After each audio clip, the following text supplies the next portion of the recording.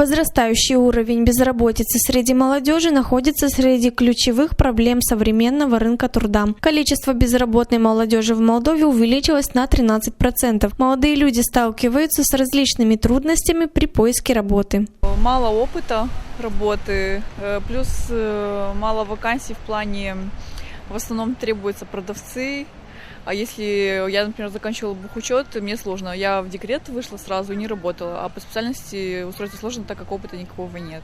Мое мнение это то, что не настолько развита наша страна, и, возможно, из-за этого у нас недостаточно зарплаты для семей.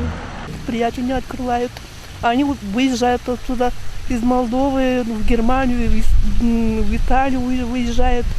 И потому что здесь нет места, где работать молодежи, поэтому выезжают. Неактивность и безработица характерна для более молодых людей в возрасте 15-24 лет. Ребята считают, что работодателям невыгодно брать временного работника. При этом количество молодых людей, трудоустроенных нелегально или получающих зарплату в конверте, примерно на 2% выше, чем взрослых. Людям такие лет 15-16 рабочие не нужны, наверное, никому.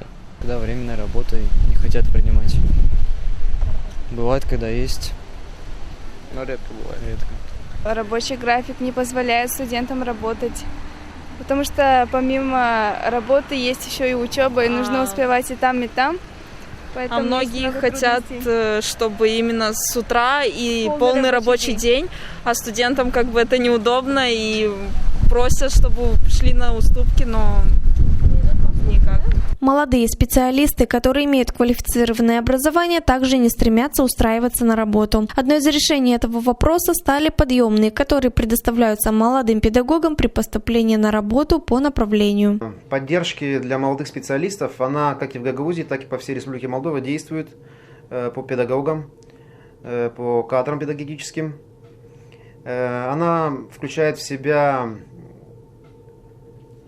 оплату в 120 тысяч лей, которая делится на 3 этапа, 3 транша называют еще, по 40 тысяч лей каждый год. Существующие места работы низко оплачиваются и непривлекательны для молодых людей. Для молодежи необходимость наличия опыта работы зачастую является обязательным условием при приеме на работу. А работодатели все чаще выражают недовольство качеством подготовки молодых специалистов.